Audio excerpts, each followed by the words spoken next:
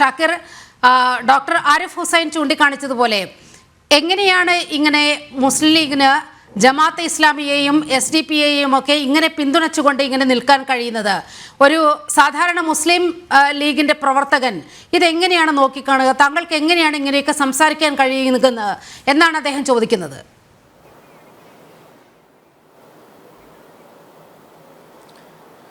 ഒന്ന്, ഞാൻ പറയാത്തത് എൻ്റെ വായിൽ പിന്നെ വെക്കല് ദയവായിട്ട്. മറ്റൊന്ന്, ഞാൻ പറഞ്ഞ കാര്യം അല്ല ഷാക്കിർ തന്നെയാണ് പറഞ്ഞത്. ജമാഅത്തെ ഇസ്ലാമി ഇങ്ങനെ പിന്തുണച്ച് വോട്ട് തരുന്നത് കൊണ്ട് എന്താണ് കുഴപ്പം?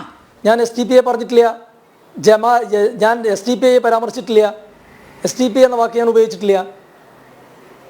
ഈ ജമാഅത്തെ ഇസ്ലാമി, SDP-ഐ, അതുപോലെ വെൽഫെയർ പാർട്ടി, PDP ഇതൊക്കെ ഒരേ തൂവൽ പക്ഷികളാണെന്നാണ് പറഞ്ഞു വരുന്നത്. അത് നിങ്ങൾ പറയണല്ലേ? ജമാഅത്തെ ഇസ്ലാമിയുമായി എപ്പോൾ സമരസപ്പെട്ടോ? ഒരു മിനിറ്റ്, ജമാഅത്തെ ഇസ്ലാമിയുമായി ലീഗ് സമരസപ്പെട്ടോ? ഞാൻ പറയട്ടെ, നിങ്ങൾ നേരത്തെ ചോദിച്ച ചോദ്യത്തിന് ഉത്തരമായിട്ടാണ് ഞാൻ പറഞ്ഞിട്ടുള്ളത്.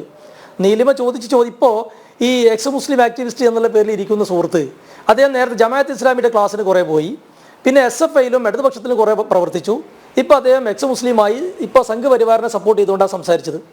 ശ്രീ റെജി ലൂക്കോസ് അദ്ദേഹം പറഞ്ഞതിന് മറുപടി ഉണ്ട്. അദ്ദേഹം PDP പിന്നെ UDF-നാണ് പിന്തുണച്ചത് പറഞ്ഞ് തടി ഉരാൻ ശ്രമിക്കുകയാണ്.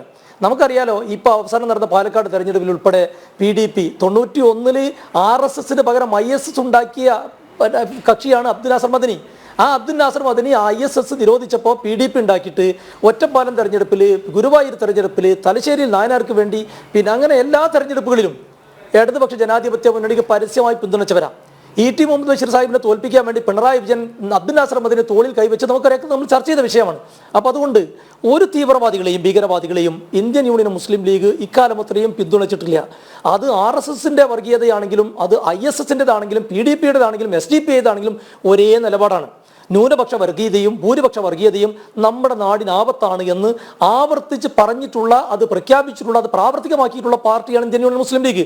അത് വേറെ ഏതെങ്കിലും UDF-ന്റെ നേതാവ് എന്തെങ്കിലും പറഞ്ഞിട്ടുണ്ടെങ്കിൽ അത് അദ്ദേഹത്തോട് ചോദിക്കണം. ഇപ്പോൾ ഞങ്ങൾ കൃത്യമായി നമ്മൾ പറഞ്ഞതാണല്ലോ, ജമാഅത്ത് ഇസ്ലാമിയെ കുറിച്ച് അതൊരു ഭീകരവാദ സംഘടനയാണ് എന്ന് നമുക്ക് അഭിപ്രായമില്ല. എന്നാൽ ജമാഅത്ത് ഇസ്ലാമിയുടെ ഐഡിയോളജിയുമായി നമുക്ക് യോജിക്കാൻ കഴിയില്ല.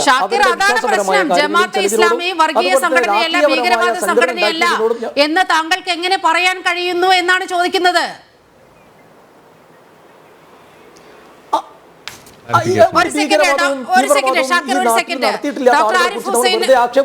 ഡോക്ടർ ആരിഫ് ഹുസൈൻ ഒരു സെക്കൻഡ് കൊടുക്കൂ. ഒറ്റ സെക്കൻഡ് ഷാക്കിറിനോട് ഒരു ക്ലാരിഫിക്കേഷൻ.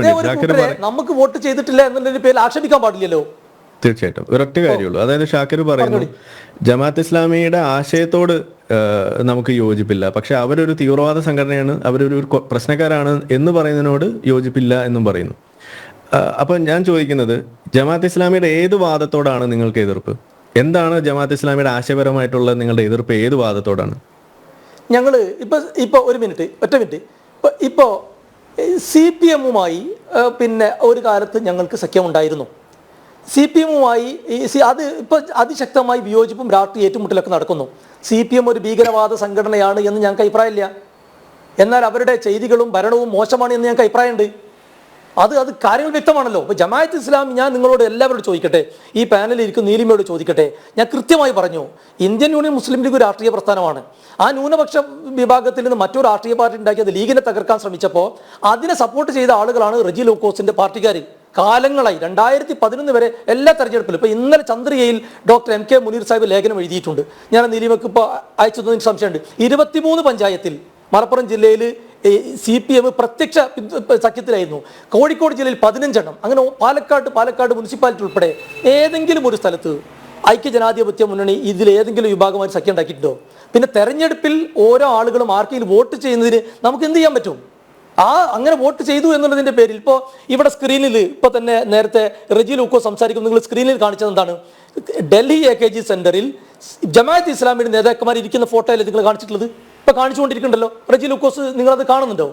എന്തിനാണ് AKG സെന്ററിൽ ജമാഅത്ത് ഇസ്ലാമിക്കാർ സ്വീകരിച്ചിരുന്നത്? ഇപ്പോൾ ഞാൻ കോഴിക്കോട് നിന്ന് സംസാരിക്കുന്നത്. ഇവിടെ തൊട്ടടുത്താണ് ഹിറാ സെന്ററിൽ. ഈ ഹിറാ സെന്ററിൽ CPM-ന്റെ സമുന്നതരായ നേതാക്കന്മാർ വോട്ടിന് വേണ്ടി എത്ര തവണ കയറി നിരങ്ങിയിട്ടുണ്ട്.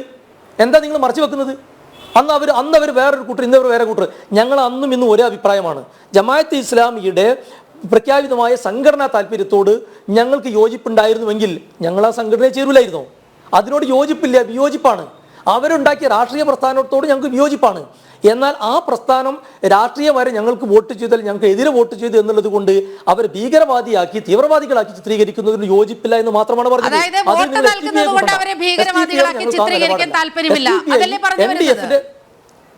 അതായത് UDF-ന് വോട്ട് നൽകുന്നത് കൊണ്ട് ഞങ്ങൾ അവരെ ഭീകരവാദികളായി ചിത്രീകരിക്കുന്നില്ല, അതല്ലേ പറഞ്ഞു വരുന്നത്? അവരിനി LDF-ന് വോട്ട് ചെയ്താലും ഞങ്ങൾ അവരെ ഭീകരവാദികളെ ചിത്രീകരിക്കൂല. അത് ഇത്ര കാലം അവർ LDF-നല്ലേ വോട്ട് ചെയ്തിരുന്നത്. ഇനി അവർക്ക് സ്വന്തമായ രാഷ്ട്രീയ പാർട്ടി, ഞാൻ നേരത്തെ പറഞ്ഞു ഇത് വലിയൊരു രാഷ്ട്രീയ പ്രസ്ഥാനോ സംഘടന അല്ല ഇവർ.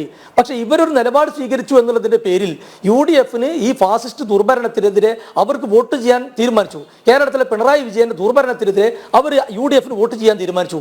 ആ ഒരൊറ്റ കാരണം കൊണ്ട് ഇവരെ ഭീകരവാദികളാക്കേണ്ട കാര്യമുണ്ടോ? ആ കാര്യം മാത്രമേ ഞാൻ ശ്രദ്ധയിലേക്ക് ഒരു കാര്യം കൊണ്ടുവരികയാണ്. ഞാൻ ജമാഅത്തെ ഇസ്ലാമിയുടെ പ്രസ്താവന